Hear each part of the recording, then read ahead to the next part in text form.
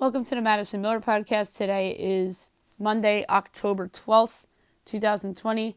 Today I'm going to go over the NBA Finals games 5 and 6 from the weekend, NFL week number 5, college football week number 6, Major League Baseball playoffs. The ALCS started last night.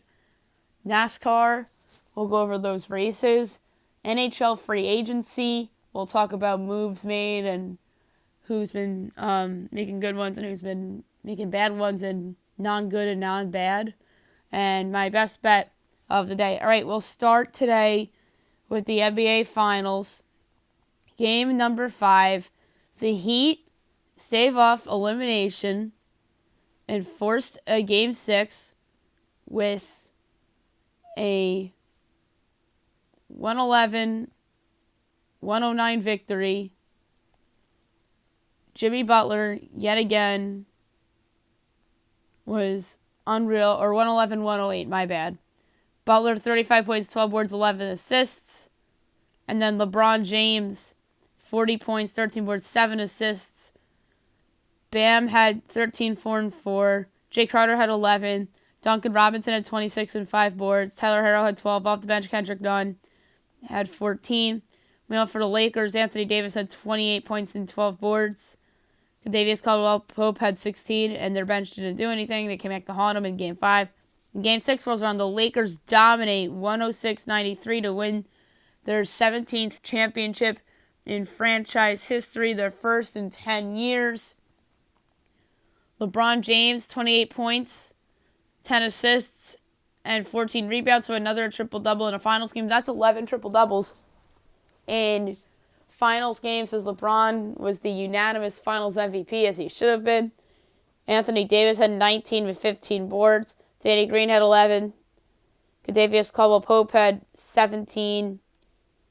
And Rajon Rondo off the bench had 19, 4 and 4 with a couple three-pointers. That was his best game of the postseason. And we all for Miami, Jimmy Butler, 12.7 boards, 8 assists. Jay Crowder had 12. Bam had 25 and 10 boards and 5 assists. Duncan Robinson had 10, and their bench did not doing anything.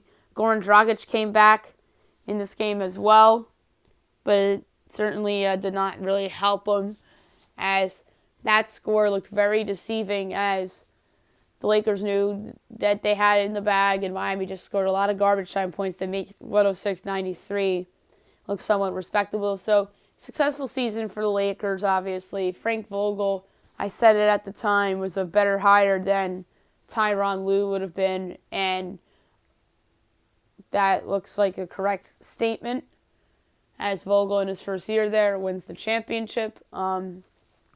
Jason Kidd gets a ring in as an assistant coach. Lakers, obviously, a good way to honor Kobe Bryant. I'm sure he's smiling, looking down, very proud right now. On the other side, Eric Spoelstra in the Heat, great season. Spo cried at the press conference, and you never see Spo get emotional. And I think he was just very proud of his team for making it this far, taking the Lakers to 6. They certainly had a successful season. This was their best season since, I want to say, the finals in 2014 with LeBron. And Mike Breen said it well on the broadcast last night. Miami may not have won, but this is a team that fan base is going to remember for a long time because of how hard they played. They're a 5 seed that got to the finals. Bam Adebayo had a breakout year this year. Jimmy Butler, good signing. And now that team is going to be interesting in the offseason. Do they go out and get another veteran player that could put them over the top? Do they trade for Chris Paul and put the Goran Dragic contract and maybe Duncan Robinson on the table for the Thunder, or Goran Dragic, a second-round pick, or Goran Dragic and Kendrick Nunn or something like that? I don't think they deal Nunn or Tyler Herro. I like Tyler Herro the best of the young assets they have. But Duncan Robinson, I think, is tradable for them. Even though he obviously was in their starting lineup. And then the Kelly Olynyk contract's not great. Maybe they try to deal him away. But yeah, I think Miami has an interesting offseason ahead. Lakers offseason, I think that they're going to remain status quo as they should. They'll probably bring everybody back. Had they lost the series, maybe there'd be some changes. But I could see like some minor things, but I don't think you'll see major changes with the Lakers. We'll get more into the NBA offseason when free agency and the draft get closer. Maybe we'll do a mock draft on the show at some point this week since the NBA season is officially over. Now we'll go over the NFL games from the weekend. Week number 5. The Cardinals defeated the Jets by a score of 30-10.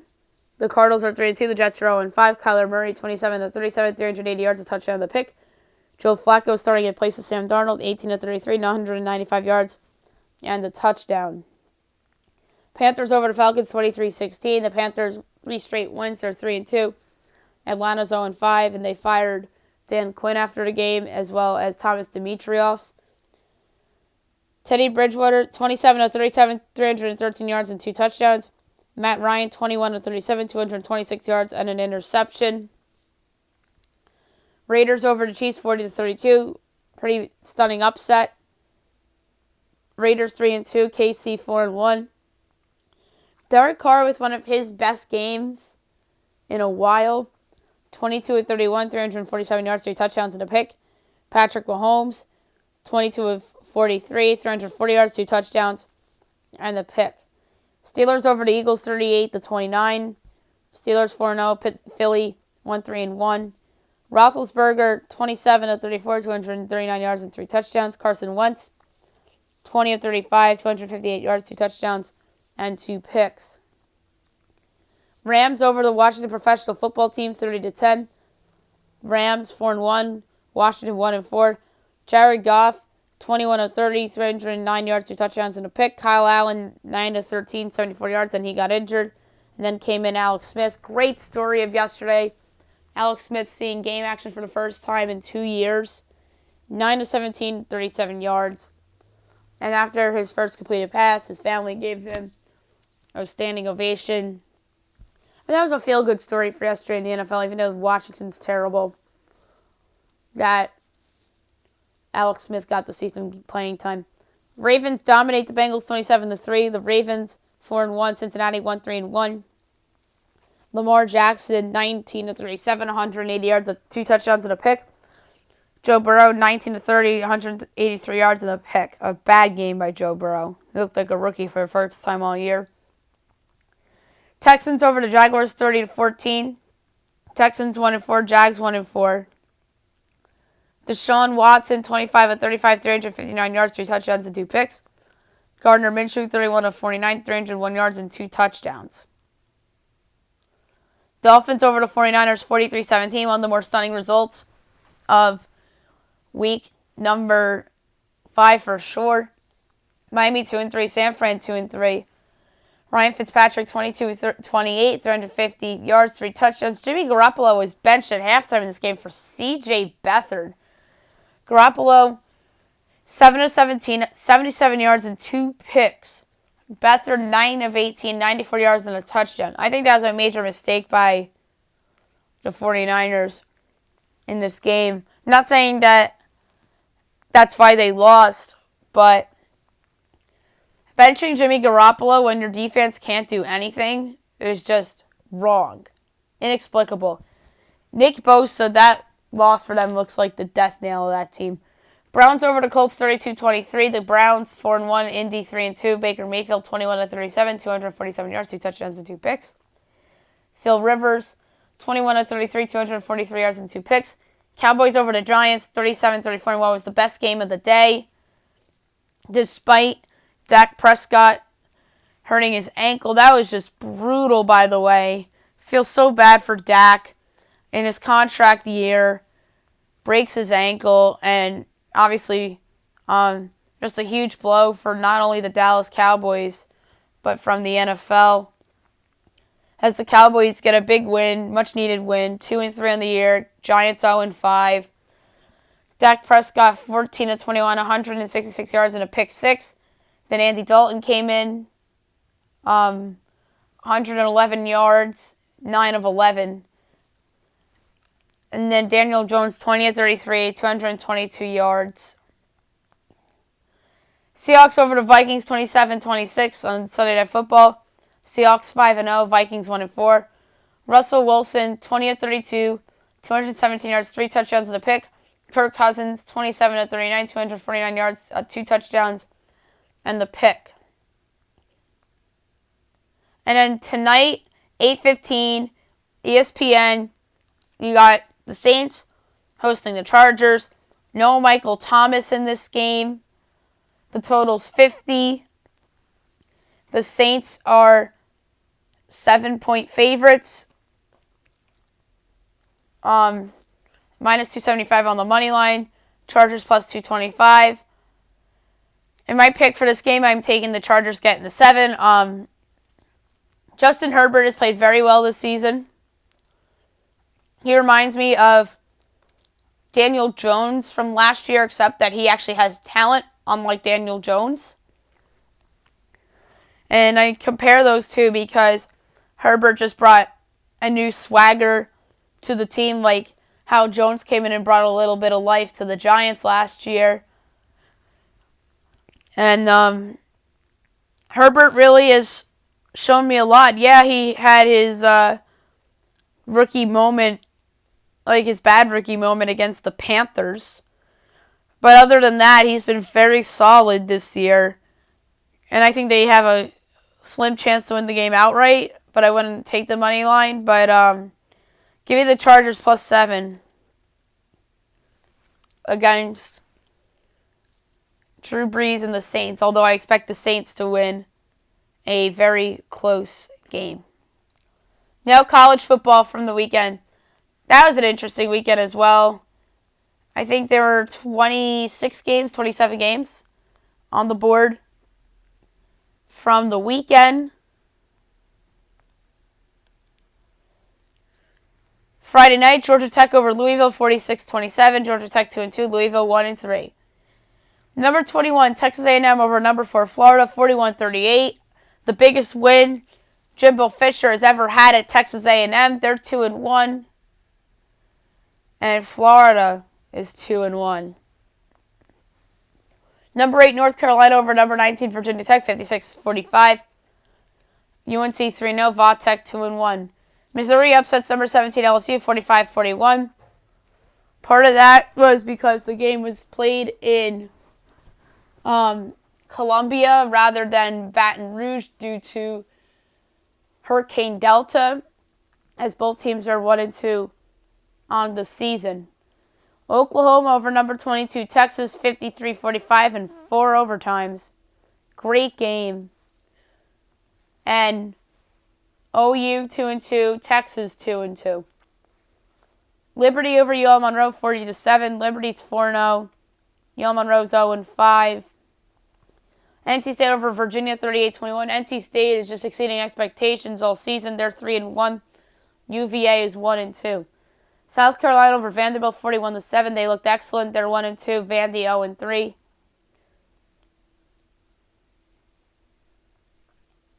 Duke over Syracuse, 38-24. Duke gets their first win. They're 1-4. Syracuse is 1-3. Army over the Citadel, 14-9. Army 4-1. Citadel 0-4. Number 3, Georgia over number 14, Tennessee, 44-21. Georgia 3-0. Tennessee 2-1. Number 15, BYU over UTSA, 27-20. BYU finally doesn't cover a big number. And they're 4-0 in the year. UTSA 3-2. Number 24, Iowa State over Texas Tech, 31-15. Iowa State 3-1. Texas Tech 1-3. Arkansas State over Central Arkansas, 50-27. Central Arkansas 2-3. Arkansas State 2-2. Troy over Texas State, 37-17. Troy 2-1. Texas State 1-4. Number 13, Auburn over Arkansas 30-28 on a game-winning field goal by Anders Carlson to give them the win. They're 2-1. Arkansas played hard in this game, but they dropped to 1-2. BC over Pitt 31-30 in overtime as Pitt's kicker Alex Kessman mixed a extra point that would have tied the game and forced a double overtime. BC 3-1, Pitt 3-2. Kansas State over TCU 21-14. Kansas State 3-1, TCU 1-2. Middle Tennessee over FIU 31-28. Middle Tennessee 1-4, FIU 0-2. Navy over Temple 31-29. Navy 2-2, Temple 0-1. East Carolina over USF 44-24. ECU 1-2, USF 1-3. Number 1 Clemson over number 7 Miami 42-17. Clemson 4-0, Miami 3-1. Number 2 Alabama over Ole Miss 63-48. Bama 3-0, Ole Miss 1-2. Number 5 Notre Dame over Florida State 42-26. Notre Dame 3-0, Florida State 1-3. Louisiana Tech over UTEP 21-17. La Tech 3-1, UTEP 3-2. Marshall over Western Kentucky 38-14. Marshall 3-0, Western Kentucky 1-3. Kentucky over Mississippi State 24-2. Kentucky 1-2, Mississippi State 1-2. Charlotte over North Texas 49-21. Charlotte 1-2 and North Texas 1-3. Now we'll move on to the Major League Baseball playoffs. We'll start Friday night, which was Game 5 of the ALDS between the Rays and the Yankees, and the Rays came out on top by a score of 2-1 to send the Yankees home packing and as they advance to the ALCS. Diego Castillo the win, Aroldis Chapman the loss. Top of the 4th, home run Aaron Judge, 1st, and Yankees. Bottom of the 5th, home run Austin Meadows off of Garrett Cole, 1-1. And bottom of the 8th, game-winning revenge home run Mike Brusso. Obviously, Brusso is the player that Chapman nearly hit in the face back in September. So that home run must have felt good for him. 2-1 Rays. That's your final. Tyler Glasnow, 2 1/3, no hits, no runs, 2 walks, 2 strikeouts. And Nick Anderson came in for 2 1/3, gave up the Judge homer. Peter Fairbanks, 2 scoreless, and Diego Castillo, 2 scoreless. Meanwhile, for the Yankees, Garrett Cole, 5 1/3, a hit and a run, 2 walks, 9 strikeouts. The lone hit he gave up was that home run to Meadows. Zach Britton went an inning and a third, and so did Aroldis Chapman. Rays over the Astros 2-1 in Game 1 of the ALCS. Blake Snell the win. Framber Valdez lost. Diego Castillo the save. Top of the 1st, home run Jose Altuve, 1-0 Stros. Bottom of the 4th, home run Randy Arozarena, 1-1. Bottom of the 5th, RBI single Mike Zunino, 2-1 Rays to your final. Blake Snell, 5 innings, 6 hits, and a run, 2 walks, 2 strikeouts. Then John Curtis for 1, Ryan Thompson for 1, Aaron Loop for a third, and then Diego Castillo for an inning and 2/3. Valdez, 6 innings, 2 runs, 4 walks, 8 strikeouts. Then Blake Taylor for a third. Then Enoly Paredes for 2/3, and then Brooks Raley for 1. And then today we have 2 games. 4 o'clock TBS, you have the Astros and the Rays. Game number 2. The Rays are -136, Astros +118. +136 on the run line are the Rays, and -162 on the run line is the Astros. Over under 8, over -114, under -106. You have Lance McCullers against Charlie Morton. I am going to take the under 8. I think that is a valuable number. I know I may come to regret this. I'm going to be very ballsy here picking the under. Lance McCullers did not look good against Oakland, so there's a little bit of risk here. Maybe it's going to be like 5-1, 5-3, maybe 6-2 Rays or something like that, but it's under 8. But worst case scenario, I push. Maybe it's going to be 5-2 or 4-1 or 6-1 or something like that.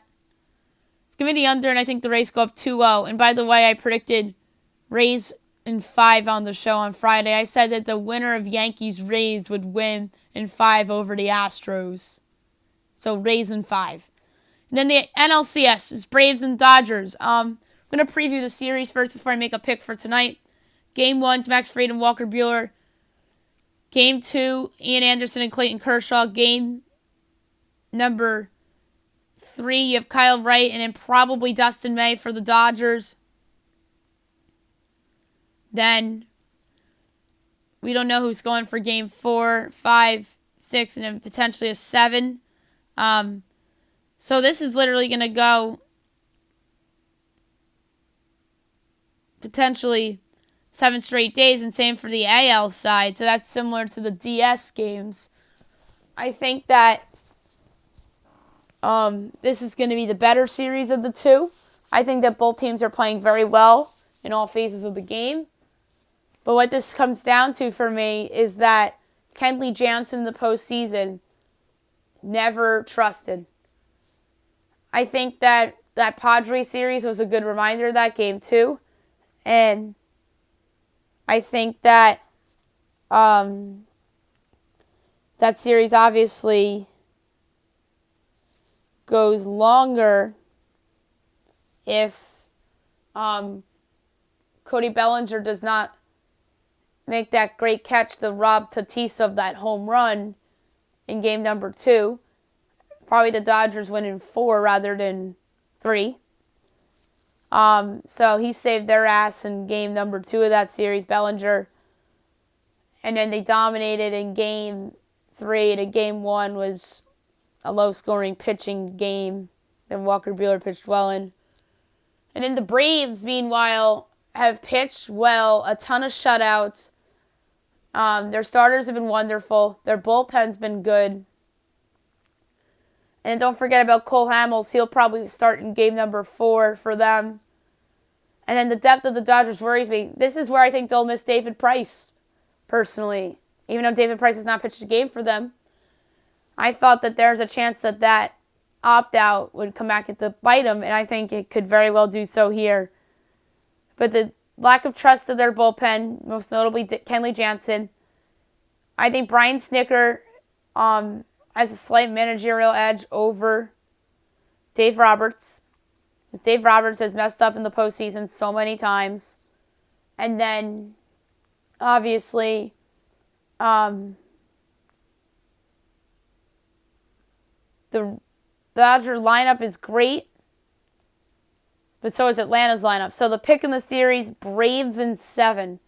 I know I've been so pro-Dodgers all year long, but I think the Braves are hot right now. I like what I'm seeing. They're healthy. Marcell Ozuna swinging the bat ball.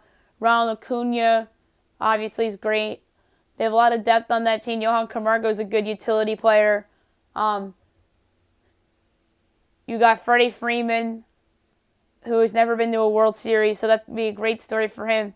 Max Fried has been this year's Mike Soroka. And I think that despite not having Mike Soroka, they'll advance to the World Series. I think that they have the depth to overcome that injury because of the emergence of Kyle Wright and Cole Hamels coming back. So I'm going to say Braves in 7, but I don't feel good about it. And NLCS MVP, I'm going to pick Freddie Freeman. ALCS MVP, I am going to go with the guy who pretty much has made himself a name in October, Randy Arozarena. Now I'm going to go over the NASCAR from the weekend.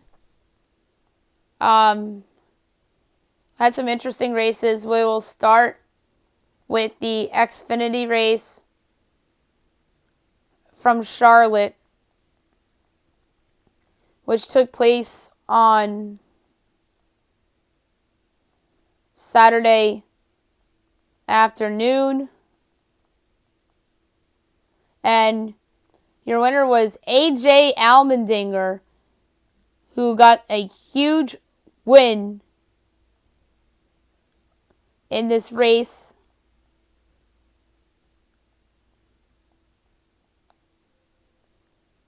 And it was a rain race. Second place was Noah Gragson. Third, Daniel Hemrick. Fourth, Alex Labbe. Fifth, Ross Chaston. That was my pick to win. He came in 5th. Austin Cindric, 6th. Cody Ware, 7th. 8th, Jade Buford. 9th, Michael Annett. 10th, Brandon Jones. The rest of the results: Jeffrey Earnhardt, Riley Herbst, Josh Bleeky, Matt Snyder, Joe Graff Jr., Jeremy Clements, Ryan Vargas, Chase Briscoe, Timmy Hill, Cody Vanderwall, Ryan Sieg, BJ McLeod, Justin Allgaier, Stephen Licht, Matt Mills, Brendan Brown, Tommy Joe Martins, Greg Goldling, CJ McLaughlin, Jesse Little, Kaz Gralla, Preston Pardis, Harrison Burton, Josh Williams, Justin Haley, disappointing 35th, Austin Hill, disappointing 36th, Kyle Weatherman, and Brett Moffitt. Now Cup Series results from Sunday, and your winner from that race was Chase Elliott, who was very good and was one of the favorites to win the race. Big win for him. And then second, Joey Logano. Third, Eric Jones. Fourth, Kurt Busch. Fifth, Ryan Blaney. Fifth, William Byron. Seventh, Martin Truex Jr. Eighth, Alex Bowman. Ninth, Cole Custer. 10th, Clint Boyer. Rest of the results: Kevin Harvick, Tyler Reddick, Jimmy Johnson, Ryan Preece, Denny Hamlin, Eric Almirola, Ricky Stenhouse Jr. My pick of Brad Keselowski came in 18th. Austin Dillon, Chris Buescher, Bubba Wallace, Matt DiBenedetto, Ty Dillon, Chris Bell, Daniel Suarez, Greg Goldling, Corey LaJoie, Quinn Houff, James Davison, Kyle Busch, a disappointing 30th, Ryan Newman, Michael McDowell, Josh Bilicki, Matt Kenseth, J.J. Yeley, John Hunter Nemechek, Brennan Poole, and Timmy Hill. Now I'm going to talk about the NFL's COVID situation and all the games that gotten postponed in light of what was supposed to be tonight's Denver-New England game getting postponed because the Patriots had yet another positive COVID-19 test. So Broncos-Patriots will be played next Sunday at 1 o'clock on CBS. Chiefs at Bills Week 6 game moves from Thursday, October 15th to Monday, October 19th to 5 o'clock on Fox.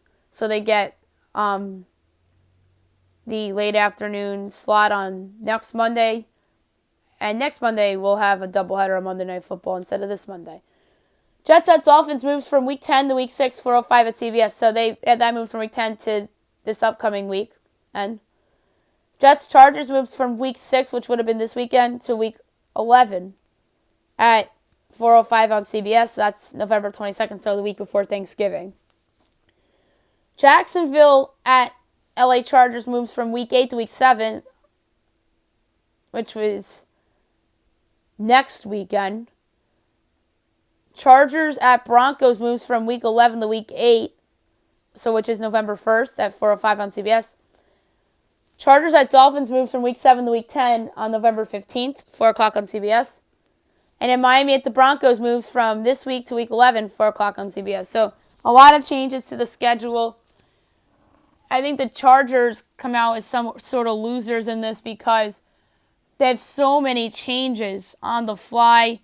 Miami's a big loser in this. The Jets are somewhat of a loser here.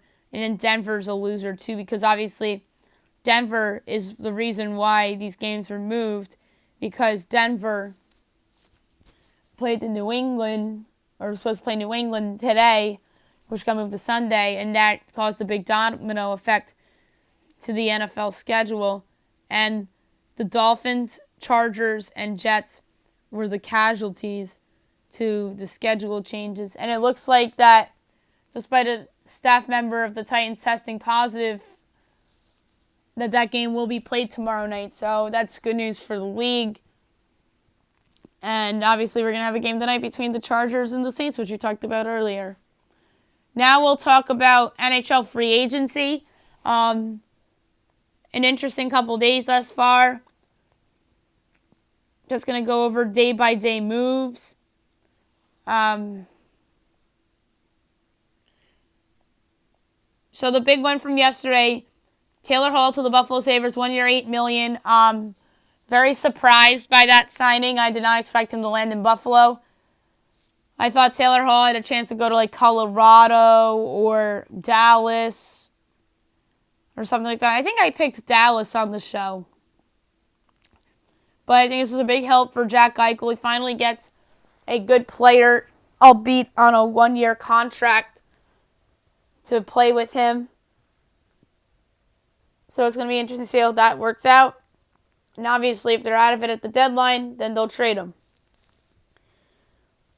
Dallas Stars re-signed Radek Faska to 5-year, $16.25 million. Faska was a big part of the team that went to the Stanley Cup Final this past season, so makes sense.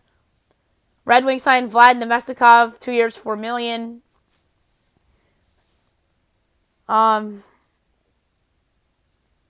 You got Kyle Clifford going to the Blues on a 2-year, $2 million. Good role player there.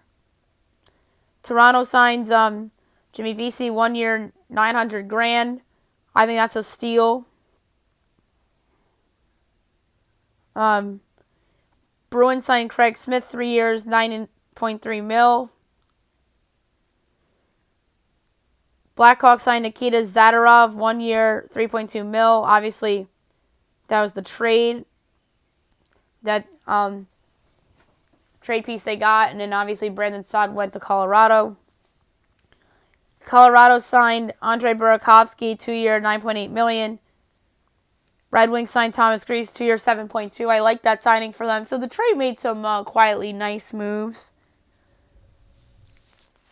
Oilers signed Tyson Barrie, 1 year, $3.75 million. I think that's a steal.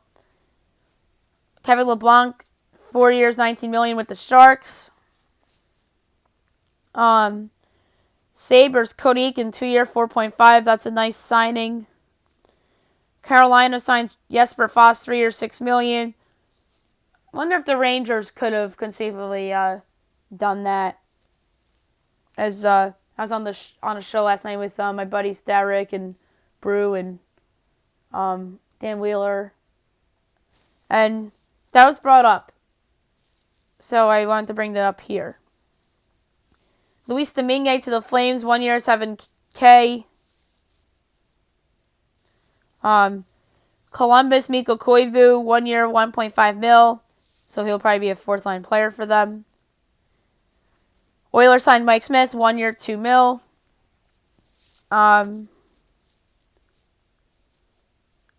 Zach Bogosian, Toronto, 1 year, $1 million.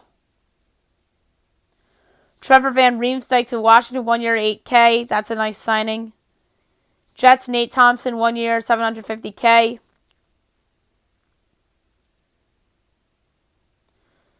Dominic Kubalek gets 2 years, $7.4 million. Malcolm Subban, 2 year, $1.7 million from Chicago. Devils signed ex-Blackhawk Corey Crawford, 2 years, $7.8 million. Anaheim gets Kevin Shattenkirk, 3 years, $11.7 million. Blues signed Corey Krug, 7 year, $45.5 million. Maple Leafs signed T.J. Brody, 4 years, $20 million. They also signed Wayne Simmons, 1 year, $1.5 million. Capitals signed Henrik Lundqvist, 1 year, $1.5 million. And Justin Schultz, 2 year, $8 million. So Henrik Lundqvist stays in the Metro Division and goes to Washington. Derek Grant to Anaheim, 3 year, $4.5 million. Chris Tanev to Calgary, 4 years, $18 million.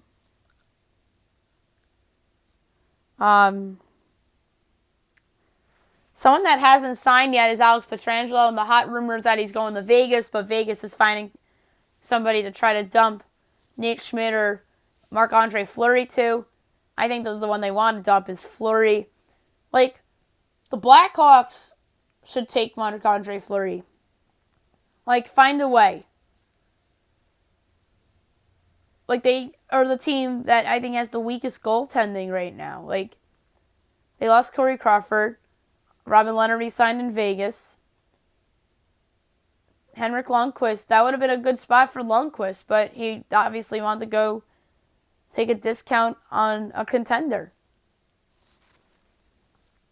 Kel Turdmus Edmonton, 2 years, $3.3 million. Alexander Wenberg to Florida, 1 year, $2.25. That wasn't bad. Cam Talbot, Minnesota, 3 years, $11. So, obviously now they have a couple goalies. Maybe that's where Chicago goes. Maybe they try to get Devin Dubnyk or something. Rangers side Keith Kincaid, 2 year, $1.65. So he'd be their third string goalie behind Obviously, Igor Shesterkin and Alexander Georgiev. Maybe they trade Georgiev. Pat Maroon, 2-year, 1.8 with the Lightning. Luke Shen, 1-year, $8K with the Lightning. Braden Holtby, 2-year, 8.6 with Vancouver. That's a surprising signing to me. Tyler Mott, 2 years, 2.45 at Vancouver. And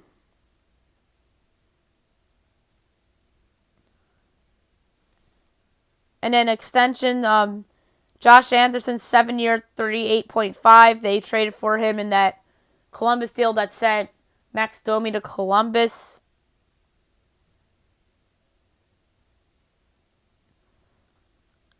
And then Columbus extended Max Domi 2-year, 10.6. But yeah, now we wait for Alex Pietrangelo. Obviously, Torrey Krug goes there to replace him. And what's the future of Zdeno Chara? Does he get a discount and go back to Boston? That's going to be interesting. That's a name I have not heard yet. So it's going to be very interesting to see what happens here and any other contracts that we hear about, obviously, and maybe we'll get word on Pietrangelo today. We'll talk about it on the podcast. And now my best bet of the day, brought to you by FanDuel. It's going to be interesting. Obviously, didn't talk about the Braves-Dodgers game for tonight. Braves plus 124, Dodgers minus 142. Braves run line minus 164. Dodgers run line plus 180 or 138. Over under 8. I am going to take. I'm just undecided between two picks. You know what? I'm going to take the Braves money line at plus 124 against the Dodgers. Why not? I think that's good value. Max Fried is a dog. Walker Buehler is very good, but let's say that goes into that bullpen. You never know. So give me the Braves plus 124 against the Dodgers in game number 1. And to back my pick, Braves and 7-up, with picking them to win game 1. Straight up. And that's it for the show today. I'll be back tomorrow recapping the LCS games, Monday Night Football, anything else that happens in the world of sports pop culture. We'll talk Dancing with the Stars on tomorrow's show as well. Hope you guys have a great day, everybody.